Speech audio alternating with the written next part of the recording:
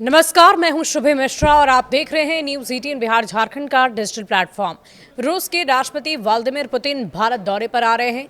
कहा यह जा रहा है कि इस दौरे के दौरान भारत और रूस आने वाले वर्षों के रक्षा सहयोग को लेकर व्यापक समीक्षा करेगा। दोनों देशों का खास फोकस अगली पीढ़ी की एयर डिफेंस प्रणालियों पर रहेगा। इस बैठक में रूस की उन्नत S-500 मिसाइल प्रणाली पर बातचीत की संभावना है। भारत पहले ही S-400 सिस्टम का इस्तेमाल पाकिस्तान की ड्रोन गतिविधियों के खिलाफ किए गए ऑपरेशन सिंदूर में कर चुका है। रूस के राष्ट्रपति व्लादिमीर पुतिन 4 से 5 दिसंबर 2025 को होने वाली वार्षिक भारत रूस शिखर बैठक में शामिल होने के लिए 2 साल बाद भारत आ रहे हैं।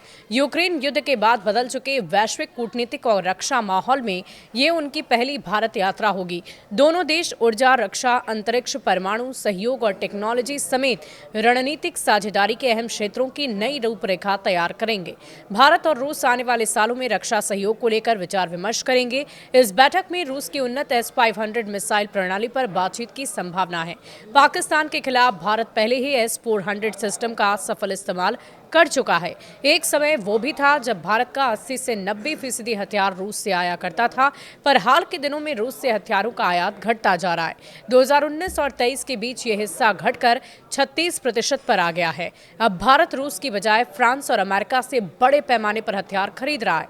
इन सब के बावजूद रूस अब भी भारत का अहम सहयोगी बना है, क्योंकि सोवियत जमाने के ढांचों की मरम्मत और स्पेयर पार्ट्स अब भी रूस से ही आते हैं। परमाणु पनडुब्बी, एडवांस एयर डिफेंस और हाइपरसोनिक टेक्नोलॉजी में भी रूस से मदद मिलती है। यही नहीं, मिसाइल डिफेंस में रूस अब भी शीर्ष देशों में है।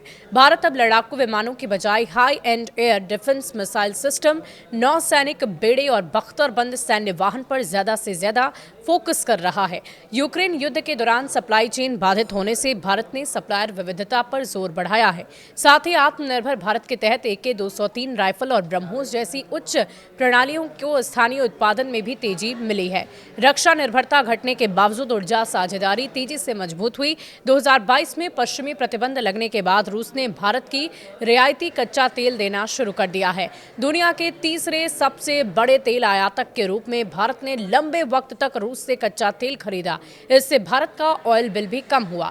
हाल के दिनों में रूस से भारत का आयात लगातार बढ़ता जा रहा है। मौजूदा साल में भारत रूस से 8.6% का आयात करता है। रूस को भारत का निर्यात अब भी 1% के आसपास है, जिससे व्यापार संतुलन रूस के पक्ष में झुका हुआ है। कहा जा रहा है कि पुतिन की भारत यात्रा के दौरान कई अहम मुद्दों पर बातचीत होगी। S-500 पर बड़ी बातचीत हो सकती है। इससे भारत और रूस और ज्यादा करीब आएंगे।